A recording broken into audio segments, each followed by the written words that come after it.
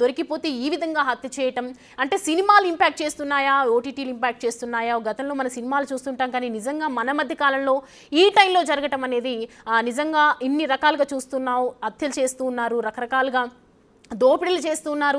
ఒకవైపు చట్టరీత్యా నేరం అనుభవిస్తున్నారు, శిక్షలు అనుభవిస్తున్నారు, నేరంగా పరిగణిస్తున్నప్పటికీ కూడా దీనికి సంబంధించి అంటే అనేక రకాలుగా పూర్తిగా మనకి ప్రస్తుతం అయితే ఇన్వెస్టిగేషన్ స్టార్ట్ చేశారు. దానికి సంబంధించి పూర్తి వివరాలు కూడా అందించే అవకాశాలు ఉన్నాయి. దీనికి సంబంధించి పూర్తి అప్డేట్స్ అందించడానికి మా అసోసియేట్ ఇన్పుట్ ఎడిటర్ నగేష్ అందుబాటులో ఉన్నారు. మనకి నగేష్, చూస్తున్నాము ఒక ఆ నోట్ని చూస్తుంటే అసలు ఆ నోట్లో క్లియర్ కట్గా మెన్షన్ కూడా కరెక్ట్, అంటే స్పెల్లింగ్స్ మిస్టేక్స్ కూడా ఉన్నాయి. అంటే ఏ రకంగా ఉన్నాడు, మెంటల్ డిజార్డర్ ఏ విధంగా ఉంది, మెంటల్ స్టేటస్ ఏ విధంగా ఉంది, దీన్ని ఎలా కంట్రోల్ చేయొచ్చు, అసలు ఏంటి దీనికి సంబంధించి ఏం చెప్తారు? మర్డర్ చేయడం అనేది బిగ్గెస్ట్ ఇష్యూ. ఫస్ట్ అంటే మన ఇంట్లో కూడా పిల్లలు ఉంటారు. 10th క్లాస్ చదివే పిల్లల వరకు కూడా మనం చాలా అల్లారుముద్దుగా చూస్తుంటాం. 10th క్లాసు పిల్లోడిని కూడా చిన్న పిల్లాడిలాగానే భావించి ఇంట్లో తల్లి ఎప్పటికప్పుడు చదువు చెప్తుంటుంది, ఆ పిల్లోడికి అన్ని రకాల బుద్ధులు చెప్తుంది. కానీ ఇక్కడ 10th క్లాసు పిల్లోడి అతని శైలి కానీ, నేరం జరిగే తీరు కానీ, అతను రాసిన పదాలు కానీ, అంటే మొత్తం ఓవరాల్గా యూట్యూబ్ని ఈ పిల్లోడు కంటిన్యూగా అబ్జర్వ్ చేస్తాడని చెప్పి పోలీసుల విచారణలో తేలింది. మర్డర్ జరిగిన రోజు అంటే తాను ముందే ఆ ఇంట్లో దొంగతనం చేయాలని చెప్పి నిర్ణయించుకున్నాడు. ఆ టైంలో అంటే ఇంట్లో తల్లి చిన్న చిన్న షాప్ అమ్ముకొని జీవిస్తుంటుంది, తండ్రి లేబర్గా పనిచేస్తుంటాడు. ఆ ఇంట్లోకి వెళ్ళాడు. ఇంట్లో ఏమన్నా దొరికితే దొంగతనం చేయాలని చెప్పి ప్లాన్తో వెళ్ళాడు. తనతో పాటు ఒక నైఫ్ని, ఒక స్క్రూ డ్రైవర్ని కూడా తీసుకెళ్ళాడు ఆ టైంలో. అంటే నైఫ్ మరి ఎదుటి వ్యక్తిని అటాక్ చేయాలని చెప్పి నైఫ్ తీసుకెళ్ళడం అనేది కొంత అర్థమవుతుంది. మరోవైపు స్క్రూ డ్రైవర్ అంటే లోపల ఇంట్లో బీరువాన్ కానీ మిగతా ఏమన్నా హుండీ లాంటివి ఉంటే పగలగొట్టడం కావచ్చు, లేదంటే వేరే స్క్రూ డ్రైవర్తో అంటే ఉన్న ఇంటి తలుపులతో ఉన్న బేడాలని మనం రెగ్యులర్గా ఉంటుంటాం, వాటిని తీయడం కోసం కానీ తీసుకెళ్ళినట్టు అర్థమవుతుంది. కానీ ఆ టైంకి వెళ్ళిన టైంలోనే సహస్ర పాప కూడా లోపలికి వెళ్ళింది. లోపలికి వెళ్ళిన తర్వాత ఒక్కసారిగా అరిచిన టైంలోనే ఆ పిల్లాడు ఒక్క ఉదుటున ఆ పాప వైపు దూసుకొచ్చాడు. ఫస్ట్ మూతి మూసిన తర్వాతనే వెనుక నుంచి తన చేతిలో ఉన్న స్క్రూ డ్రైవర్తో కత్తిపోట్లు, అంటే బలమైన కత్తిపోట్లు, దాదాపుగా 21 కత్తిపోట్లు పొడిచాడంటే పిల్లాడి నేర ప్రవర్తన కానీ, పిల్లాడి మానసిక స్థితి ఏందనేది ఖచ్చితంగా అర్థమవుతుంది. అంటే దొంగతనం అనేది బయటపడే సమయంలో ఖచ్చితంగా ఎదుటి వ్యక్తిని చంపాలనే ఉద్దేశమే పిల్లాడికి ఉన్నట్టుగా కనిపిస్తుంది. ఈ క్రమంలోనే అంటే తను రాసుకున్న సో మనం చూడొచ్చు, అంటే మిషన్ డాన్ అని చెప్పి రాసుకొచ్చాడు. తను రాసుకున్నది కూడా 1 2 3 4 5 6 7 8 9 10 11 లైన్లు తాను అంటే తనకు వచ్చిన చిన్న చిన్న ఇంగ్లీష్ పదాలతో రాసుకున్నాడు. అంటే ఫస్ట్ అంటే go home and take gas and A table and next keep at the door అని చెప్పి కొన్ని చిన్న చిన్న పదాలు, ఇంగ్లీష్ పదాలు రాసుకున్నాడు. ప్రస్తుతం మనతో కృష్ణ సాహితి సైక్రటిస్ట్ ఉన్నారు. నమస్తే అండి కృష్ణ సాహితి గారు. హలో, నమస్తే. నమస్తే అండి. సో ఒక చిన్న ఇప్పుడు మీకు ఇందాక ఒక మర్డర్ గురించి తెలిసే ఉంటుంది. కూకట్పల్లిలో 10వ తరగతి పిల్లాడు చిన్న పాపని మర్డర్ చేశాడు. ఇంట్లో దొంగతనానికి వెళ్ళి ఆ దొంగతనము జరుగుతున్న క్రమంలో ఆ పాప చూడడం, ఆ పాప చూసిన విషయాన్ని బయటకు చెప్తుందన్న యాంగిల్లో ఆ పాపని విచక్షణారహితంగా దాదాపుగా 21 పైగా తాను తెచ్చుకున్న స్క్రూ డ్రైవర్తో కత్తిపోట్లతో కడుపులో పొడిచి చంపేసిన పరిస్థితి. చంపిన తర్వాత ఆ పిల్లోడు అంటే మామూలుగా చాలామంది క్రిమినల్స్ సైకాలజీ వేరుగా ఉంటుంది, కానీ చంపిన తర్వాత దుస్తులు మార్చుకొని అంతా తన చేతికి కానీ శరీరం పైన రక్త మరకల్ని తుడుచుకొని తప్పు చేస్తానన్న బాధ, గిల్టీ ఫీలింగ్ అట్లా ఏమీ లేవు. వాళ్ళు చిన్నప్పటి నుంచి కండక్ట్ డిజార్డర్ అని అంటారు అనమాట. అగ్రెసివ్ గా ఉంటారు, డిజోబీడియంట్ గా ఉంటారు. అంటే ఎప్పుడు రెస్పాన్సిబిలిటీస్ ఏం తీసుకోరు. తప్పు చేయడం కూడా చాలా హ్యాపీగా చేస్తారు, చాలా ఇష్టంగా చేస్తారు. ఏదో చేశానన్న హ్యాపీనెస్ వాళ్ళకు ఉంటుంది. కండక్ట్ డిజార్డర్ అంటారు. అందరూ వెళ్ళే దారిలో వాళ్ళు నడవరు, రూల్స్ని పాటించరు, రాంగ్ రూట్లో వెళ్ళడం కూడా చాలా గ్రేట్గా ఫీల్ అవుతూ ఉంటారు. సో అలా రెస్పాన్సిబిలిటీస్ తీసుకోరు. అట్లా ఉండడం వాళ్ళు గ్రేట్గా ఫీల్ అవుతారు. సో అట్లా ఉన్న పిల్లలు కండక్ట్ డిజార్డర్ అంటారు. ఇప్పుడు దారిన వెళ్తున్న డాగ్స్ ని కూడా కొడతా ఉంటారు. కొట్టి వాళ్ళు దే విల్ ఎంజాయ్ ఇట్ అనమాట. That's how it is.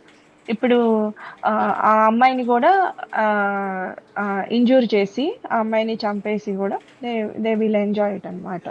అది కండక్ట్ డిజార్డర్ అంటారు. ఫస్ట్ వీళ్ళు they will not have guilty feeling. ఇలా ఓకే. తప్పు చేస్తున్నామన్న ఫీలింగ్, గిల్టీ ఫీలింగ్, నేను ఇలా తప్పు చేశాను ఓకే అన్న ఫీలింగ్ కానీ అట్లా ఏమీ వీళ్ళకు ఉండదు. ఓకే. కండక్ట్ డిజార్డర్ అంటారు. అది up to the age of 18 years అట్లా ఉంటుంది. తర్వాత అది యాంటీ సోషల్ పర్సనాలిటీ కింద టర్న్ అప్ అవుతుంది, మారిపోతుంది.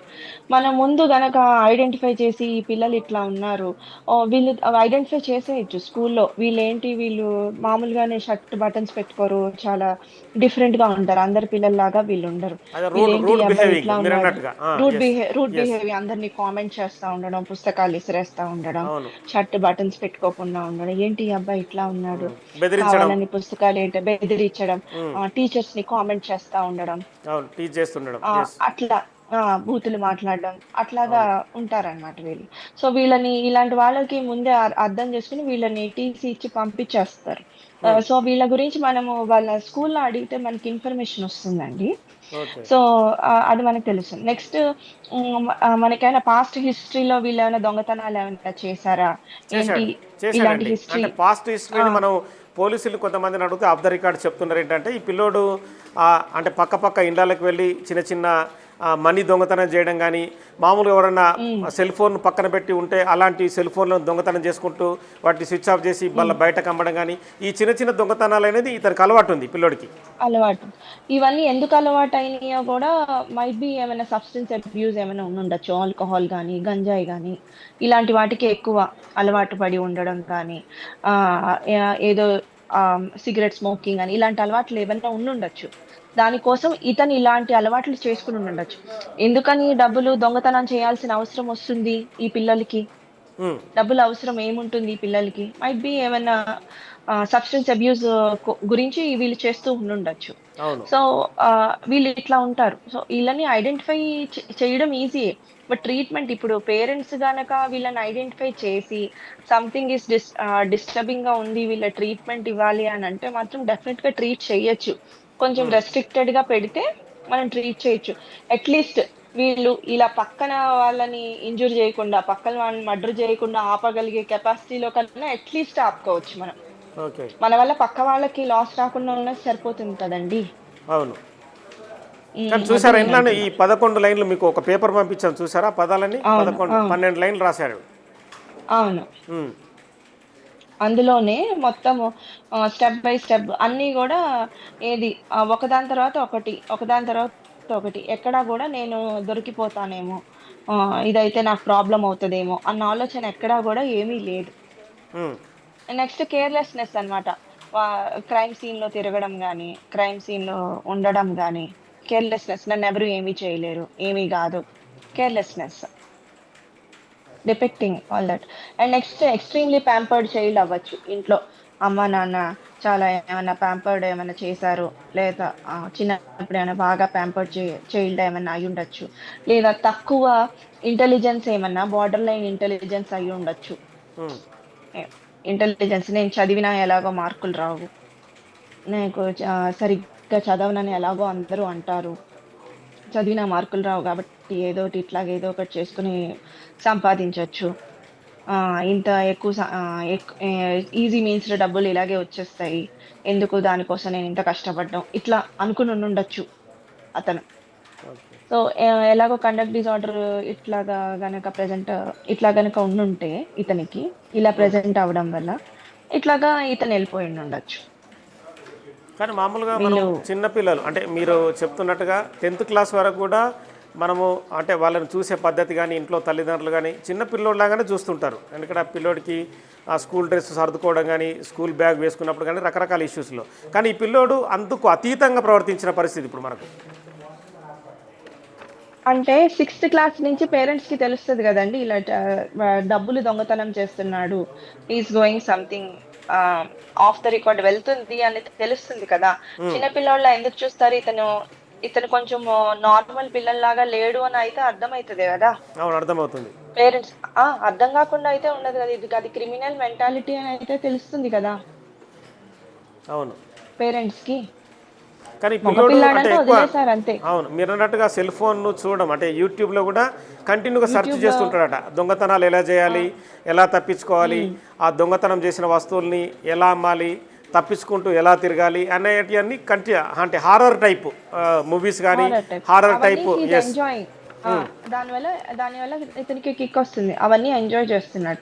ఇప్పటి వరకు ఎవరు ఎక్కడ పట్టుబడలేదు కాబట్టి నడుస్తుంది అతనికి. అవును.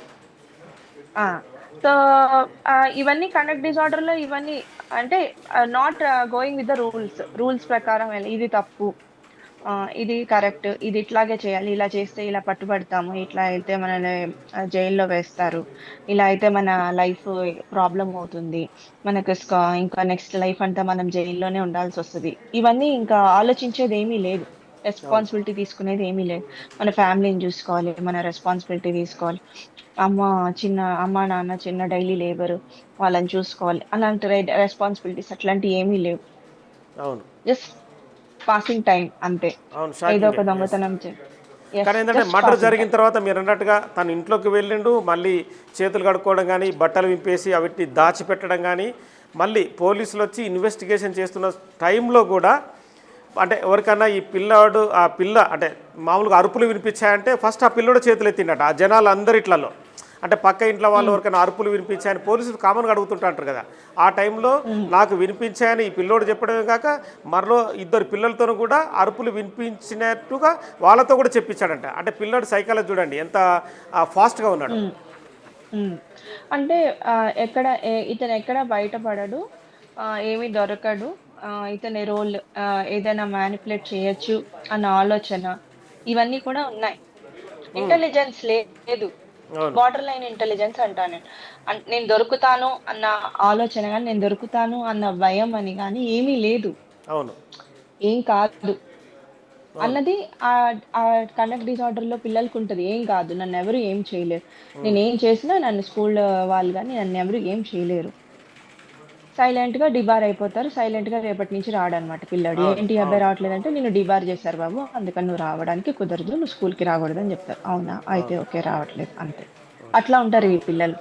అంటే అంతే, డిబార్ అయ్యేంత వరకు డిబార్ అనేది అవుతుంది అన్న విషయం కూడా వీళ్ళకి తెలియదు. అట్లాగా జైలుకి వెళ్ళేంత వరకు జైలు అనేది ఇలా ఉంటది, ఇంత సీరియస్ గా ఉంటది, నువ్వు జైలుకి వెళ్తావు అన్న విషయం వీళ్ళకి తెలియదు.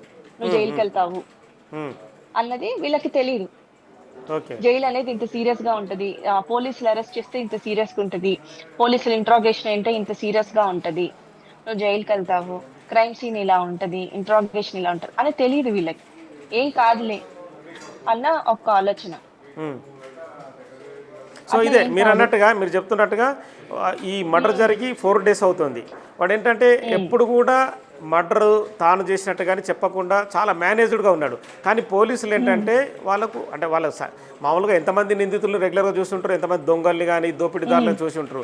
వాళ్ళు సైకాలజీ ప్రకారం హావభావాలు కానీ పిల్లోడు చెప్పే ఎక్సైట్మెంట్ కానీ దానివల్ల వాళ్ళు ఏంటంటే ఇంటి దగ్గర నుంచి బైక్ పైన ఎక్కించుకొని స్టేషన్కి వెళ్ళి వాళ్ళ యాంగిల్లో విచారించిన తర్వాత అప్పుడు బయటపడింది మర్డర్ అనేది.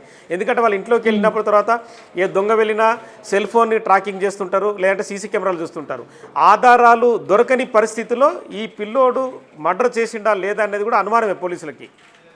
కానీ ఏంటంటే ఈ పిల్లోడిని ఒకసారి తీసుకెళ్ళి విచారిద్దామని యాంగిల్లో తీసుకెళ్ళినట్టు తదుపరి వాళ్ళ యాంగిల్ పోలీసు వాళ్ళు ఎట్లుంటుంది, ఒకసారి గట్టిగా అరిస్తే వాడు చచ్చుకుంటే ఏదైనా సరే చెప్పాల్సిందే, ఎంత పెద్ద క్రిమినల్ అయినా కూడా. అప్పుడు పోలీస్ స్టేషన్కి వెళ్ళిన తర్వాత ఆ అమ్మాయిని మర్డర్ చేసినని చెప్పి ఒప్పుకున్నాడు. కానీ ఎంత దారుణమైన పరిస్థితి అంటే పెద్ద పెద్ద క్రిమినల్సే ఎన్నో ఇష్యూలలో వాళ్ళు ఖచ్చితంగా ఏ నేరం చేసినా బయటపడుతుంటారు. కానీ క్రిమినల్స్ను మించి ప్రవర్తించిందంటే అతను చూసే యూట్యూబ్ వీడియోలు కానీ హారర్ వీడియోలు కానీ ఎంత ప్రభావితం చేశాయనేది మనకు ఖచ్చితంగా అర్థమవుతుంది. అంటే వీళ్ళు ఎక్కడా కూడా యూట్యూబ్ లో కూడా చూస్తున్నప్పుడు కూడా ఏది ఫిల్టర్స్ అనేవి ఏం లేవు కదా. ఈ ఏజ్ అవును. పిల్లలు చూడడానికి కుదరదు, ఇవి చూడకూడదు అన్న ఫిల్టర్స్ ఏమీ రావట్లేదు. వీళ్ళు రావట్లేదు. అవును. పేరెంట్స్ ఈమెయిల్ ఐడితో పెట్టేస్తున్నారు, రాంగ్ ఏజ్ అది పెట్టేసి, సో వచ్చేస్తున్నాయి అన్ని కూడా. ఇదివరకు సూసైడ్ హెల్ప్ లైన్ అది పెట్టినప్పుడు సూసైడ్ గురించి పెట్టినప్పుడు హెల్ప్ లైన్ నెంబర్స్ మాత్రమే వచ్చేవి. అవును. ఇలాగా చేస్తున్నప్పుడు పోలీసులకి ఇన్ఫర్మేషన్ వెళ్తుంది, వీళ్ళు ఈ అబ్బాయి ఇలాగా సర్చ్ చేస్తున్నాడు, how to do this thing అని చెప్పి. అవును. మరి ఈ కేసులో మరి ఎందుకు వెళ్ళలేదా మరి ఏంటో తెలియదు. మరి అవును. ముందే ముందే వెళ్తున్నాయి అవును. వీళ్ళ ఈ పలానా ఏరియాలో ఈ అబ్బాయి ఇలా సర్చ్ చేస్తున్నాడు, హౌ అవును. To do theft, how to do this thing అని యెస్. మొత్తం ముందే ఇన్ఫర్మేషన్ వెళ్ళిపోతుంది వేరే పోలీస్కి. అవును. గూగుల్ ద్వారా. గూగుల్ ద్వారా తెలుస్తుంది. మరి అవును. ఈ కేసులో ఎందుకు తెలియలేదో తెలియలేదు. మరి అవును. మరి ఈ మొత్తానికి అబ్బాయి ఒక్కడే చేశాడా, మరి ఈ అబ్బాయి ఎవరైనా హెల్ప్ ఉందా లేదా అని తెలియదు మరి అంటే మనకి. ఓన్లీ వన్ అబ్బాయి, అంటే ఈ ఒక్క అబ్బాయే ఆ పాపను, అంటే తన దొంగతనం బయటపడుతుందన్న ఇదితోనే ఆ అమ్మాయిని చంపేశాడు. అమ్మాయి కూడా చిన్న పాప కదా, ఎందుకంటే ఈ చిన్న అబ్బాయి పాప. కొంచెం పెద్ద పిల్లోడు. గట్టిగా పట్టుకున్నవాడు అమ్మాయి మామూలుగా నోరు మూయడం అంటే నోరు మూసిన తర్వాత అరిచే పరిస్థితి కూడా లేదు. ఆ చుట్టుపక్కల ఇండ్ల వాళ్ళు కూడా అంత వాళ్ళు లేబరు, అంటే వాళ్ళందరూ కూలి చేసుకొని ఏదో బతుకు తెరువు కోసం వచ్చిన వాళ్ళందరే. సో ఆ టైంలో ఎవరు లేకపోవడం, మిట్ట మధ్యాహ్నం కావడంతో కూడా ఆ అబ్బాయి కూడా కలిసి వచ్చింది. కానీ చంపడం అనే మానసిక సైకాలజీ ఇక్కడ కొంత చాలామందిని షాక్ గురి చేస్తుంది. ఉమ్. ఇప్పుడు రెండు వీళ్ళు దెబ్బలు కొట్టి. ఆలోచించరు, వీళ్ళు ఏ రకంగా కూడా ఆలోచించరు. బాధ, గిల్టీ ఫీలింగ్, నేను తప్పు చేస్తున్నానన్న భయం, బాధ, గిల్టీ ఫీలింగ్ ఇలాంటివి వీళ్ళకు ఉండవు. ఈ కండక్ట్ డిజార్డర్ ఉన్న పిల్లలకి అవును. వీళ్ళకి అలాంటివి ఉండవు. అమ్మో నేను ఇలా చేస్తే నన్ను స్కూల్ నుంచి బయటికి పంపించేస్తారు, ఇలాంటివి ఏమి ఉండవు ఈ పిల్లలకి. అవును. ఏ నన్ను ఎవరు ఏమీ చేయలేరు, ఏమీ కాదు, నాకు ఒకవేళ చేసినా ఏం అవ్వదు, నో ప్రాబ్లం అన్న ఫీలింగ్‌లోనే వాళ్ళుంటారు. ఇప్పుడు ఇలాంటి వాళ్ళకి మేము ట్రీట్‌మెంట్ అది ఇచ్చినప్పుడు గవర్నమెంట్ సైకియాట్రిస్ట్, మేము జైలుకి కూడా కొంతమందెళ్తారు. అవును. వెళ్ళినప్పుడు కూడా అక్కడ కూడా వాళ్ళకి రిమోర్స్ చాలా తక్కువుంటుంది. మ్హూ. 20% ఉంటుంది రిమోర్స్. ఓకే. వాళ్ళకి చాలా తక్కువుంటుంది. అంటే దట్స్ హౌ దే మామూలుగా ఆర్. మీరు జువెనల్ హోమ్ లాంటికి వెళ్తారా పిల్లల మానసిక ప్రవర్తన అబ్జర్వ్ వి చేయడానికి? గవర్నమెంట్ సైకియాట్రిస్ట్స్ ఎళ్తారు. ఓకే. గవర్నమెంట్ సైకియాట్రిస్ట్స్ ఎళ్తారు.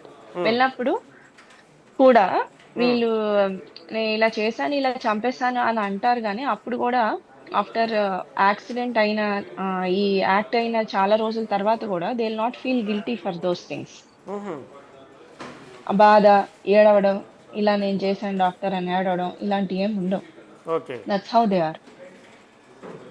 సో అంటే మొత్తానికైతే ఈవెన్ తల్లిదండ్రుల అబ్జర్వేషన్ అనేది పిల్లల మీద ఖచ్చితంగా ఉండాలనేది ఈ ఇన్సిడెంట్ అయితే తెలియజేస్తుంది. మీరు అన్నట్టుగా సెల్ ఫోన్లు వాళ్ళు ఆ! చూడడం, వాళ్ళ మానసిక ప్రవర్తన ఏ విధంగా ఉంటుంది, వాళ్ళ నడవడి, వాళ్ళ స్కూల్కి వెళ్ళి అట్‌లీస్ట్ ఇంటికి మన రావడం. పిల్లాడిని ఎస్. మనము రెస్ట్రిక్ట్ చేసుకుంటే కనీసం పక్క పిల్లలనన్నా మన పిల్లల వల్ల బాధపడకుండా మనం కాపాడుకోవచ్చు. ఓకే. మన వల్ల మన సొసైటీకి ప్రాబ్లమ్ రాకుండా అన్నా కాపాడుకోవచ్చు అని నేను చెప్తున్నాను. అవును. అట్‌లీస్ట్ ఈ అబ్బాయిని బయట ప్రపంచానికి వదలకుండా అట్‌లీస్ట్ మనం తాళం ఇంట్లో ఉంచుకోగలిగినా చాలు కదా అంటున్నాను నేను. అవునండి. అవును. అట్‌లీస్ట్ టాబ్లెట్స్ ఇచ్చి. ఇప్పుడు కొంతమంది ఉంటారండి, అఫోర్డబిలిటీ ఉండదు. మేమేం చెప్తాము అంటే, అమ్మ మెడిసిన్స్ ఏసి ఇంట్లో ఉంచండి. మ్. మీరు ఇంట్లో వెళ్ళడం కుదరకపోతే ఇంట్లో ఉంచండి, మీరు మెడిసిన్స్ ఏసి. ఎవరో ఒకళ్ళండి ఇంట్లో ఉంచండి. అంతేగాని బయటకు వదలొద్దు. ఓకే. వాళ్ళు హాస్పిటల్ అడ్మిషన్ చేసే డబ్బులు ఉండవు, ఇలాగా ఉండవు. మరి ఏం చేస్తాం మరి? అవును. దానికన్నా వాళ్ళని బయట వదిలేస్తే వాళ్ళు బయటికెళ్ళి ఏ సబ్స్టెన్సెస్ అలవాటు చేసుకొని ఏమవుతారో తెలీదు గదా! అవును. దానికన్నా మీరు ఉంచుకోండి ఇంట్లో. ఏమైతది? ఏం అవును. కాదు. బయటికెళ్ళి ఎప్పుడు ఏం చేస్తారో తెలీదు ఇలాంటి పిల్లలు. దానికన్నా మీరు ఇంట్లో ఉంచుకోండి. అవును. మందులిస్తాము. మందులేసుకొని ఇంట్లో ఉంచండి. ఈ అగ్రెసివ్‌నెస్ ఉండదు. ఈ ఇంపల్సివ్‌నెస్ ఉండదు. ఇంపల్సివ్ అన్నమాట. Very impulsive. ఈ క్షణాన ఇప్పుడు ఇది అది చేసేసేయాలి. ఇప్పుడెళ్ళిపోవాలి, దొంగతనం చేసేయాలి. ఇంకా ఓకే. ఆగడు ఆ ఓకే. అబ్బాయి. మ్. మ్. ఆ ఇంపల్సివిటీ తగ్గియడానికి, అగ్రెసివ్‌నెస్ తగ్గియడానికి మందులుంటాయి. ఓకే. మనం మందులేయొచ్చు. డాక్టర్ ఎన్ని రోజులు మందులేయాలంటే ఎయ్యాలి. ఎన్ని రోజులు అన్నం పెట్టాలని మనం అడగం గదా పిల్లలకి. అవును. అట్లాగనే రోజు మందులేస్తాము. ఇంపల్సివిటీ, అగ్రెషన్ తగ్గేంత వరకు మనము మందులివ్వాల్సిందే. అవును. సో దట్ వాళ్ళకి హెల్ప్ అవుతుంది గదండీ! మరి అవును. ఈ ఈ ఇలా మందులివ్వకపోవడం వల్ల ఇలాంటి అంటుబడి సిట్యుయేషన్స్ అవుతున్నప్పుడు ఇప్పుడు ఆ తల్లి బాధ ఎవరు తీరుస్తారు? అవును. ఆ! అందుకని నేనేమంటున్నానంటే మెడిసిన్స్ ఉన్నాయి. ఇంపల్సివిటీ, అగ్రెషన్ ఆపడానికి. అవి ఆపకున్నా సరిపోతుంది గదా! అవును. ఇలాంటి పిల్లలు అవును. ఉద్యోగాలు చేయకపోయినా పర్వాలేదు. అవును. అట్లీస్ట్ మన ఇంపల్సివిటీ అగ్రెషన్ ఆపుకుని ఇంట్లో ఉంచుకోగలిగినా చాలు కదా. అవును. అది నేననేది. సో ఇటువంటి కేసులలో మామూలుగా జువైనల్ హోమ్కి రెగ్యులర్గా పంపిస్తుంటారు. కానీ ఇలాంటి కేసులకు సంబంధించి అతను మేజర్ కావాలి, మేజరు తర్వాత శిక్ష అనేది అమలవుతుంది. ప్రస్తుతం అయితే మానసిక పరివర్తనకు సంబంధించి వాళ్ళ మానసిక పరివర్తన రావాలని చెప్పి అనుకుంటారు. కానీ ఇంత దారుణంగా హత్య చేసిన ఈ జువైనలని తక్కువ శిక్షనే వేస్తారని చెప్పి చాలామంది అంటున్నారు. ఇంకోటి, ఇలాంటి కేసులో ఎలాంటి తీర్పు రావాలని చెప్పి మామూలుగా మీరు ఒక డాక్టర్గా చాలామంది చూస్తున్న కేసుల్లో రెగ్యులర్గా అబ్జర్వ్ చేస్తున్న వ్యవహారంలో కూడా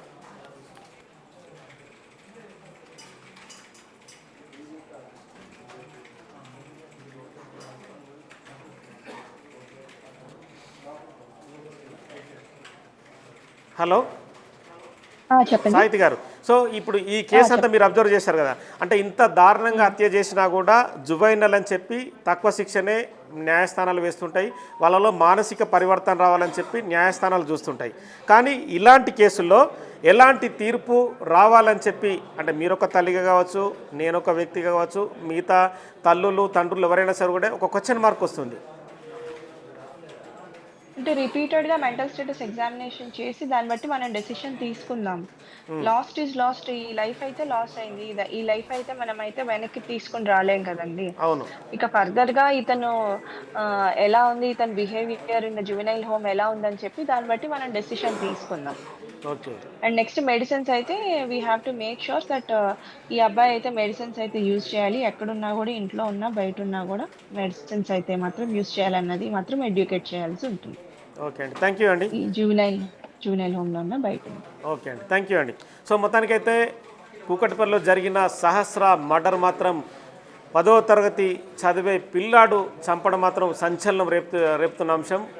తల్లిదండ్రులు పిల్లవాళ్ళని అబ్జర్వ్ చేయాలనేది ఖచ్చితంగా ఈ ఉదంతం రుజువు చేస్తుంది. పిల్లవాళ్ళు ఇంటికి వచ్చిన తర్వాత వాళ్ళు సెల్ ఫోన్లు చూస్తున్నారా, వాళ్ళు ఎవరితో కలిసి తిరుగుతున్నారు, ఎక్కడెక్కడ ఉంటున్నారు, స్కూల్కి వెళ్ళిన తర్వాత చదువుకుంటున్నారా, ఆ పిల్లోడి చుట్టుపక్కల ఉన్న స్నేహితుల పరిస్థితి ఏంటి, వాళ్ళ డబ్బులు ఇంట్లోకి వెళ్ళి ఎత్తుకెళ్తున్నారా, లేకుంటే వేరే రకంగా డబ్బులు ఏమన్నా దొంగతనాలు చేసి దురలవాట్లకు పాల్పడుతున్నారనేది కూడా ఖచ్చితంగా సహస్రం చెప్పిన మర్డర్లో చాలా, అంటే అనేక కోణాలు తల్లిదండ్రులు ప్రశ్నిస్తున్నాయి. తల్లిదండ్రులు కూడా తమ పిల్లల ప్రవర్తన ఏంటో ఖచ్చితంగా చూడొచ్చు.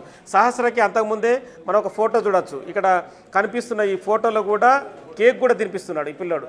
సో అంటే ఆ పిల్లోడి మానసిక ప్రవర్తన ఎంత దిగజారిందనేది కూడా ఖచ్చితంగా అర్థమవుతుంది. కానీ ఈ పిల్లోడికి ఖచ్చితంగా ఆ డబ్బులు సంపాదించడం వల్ల, ఏదో రకంగా దొంగతనం వల్ల సంపాదించడం వల్ల గంజాయి లేదంటే ఏమైనా దొరవలాట్లు ఖచ్చితంగా ఉన్నాయనేది కూడా అర్థమవుతుంది. ప్రస్తుతం అయితే పోలీసుల ఇంటరాగేషన్ను జరిగింది. పిల్లాడే మర్డర్ చేసాడని చెప్పి ప్రైమరీగా తేలింది. కానీ పోలీసులు ఈ కేసులో వెల్లడించే విషయాలు మరిన్ని కూడా ఖచ్చితంగా ప్రతి తల్లిదండ్రుల్ని ఆలోచింపజేస్తాయి. కానీ ఒక మర్డర్ జరిగింది, కానీ ఇంకా పిల్లలు ఎవరు కూడా ఇలాంటి దురలవాట్లకు, చెడు వ్యసనాలకు, యూట్యూబ్లకు అలవాటు పడి మొత్తం వాళ్ళ జీవితాన్నే పాడు చేసుకోకూడదని కూడా ఖచ్చితమైన మెసేజ్ అయితే వాళ్ళకు అందవలసిన అవసరం కనిపిస్తుంది. కానీ ఇప్పుడున్న సమాజంలో హైటెక్ టెక్నాలజీలో పిల్లలు ఎంత వాళ్ళని అంటే కంట్రోల్గా ఉంచడం అంటే వాళ్ళని బంధించడం అని కాదు, కానీ వాళ్ళకి స్వేచ్ఛనిస్తూనే వాళ్ళ మానసిక ప్రవర్తన కూడా ఖచ్చితంగా తల్లిదండ్రులు అయితే అబ్జర్వ్ చేయాల్సిన అవసరం అయితే కనిపిస్తుంది. Right Nagesh, thanks for the updates. Right, మొత్తానికి చూస్తున్నాం కదా ఏ రకంగా జరిగిందో, కానీ ఒక దుర్మార్గం అయితే జరిగిపోయింది.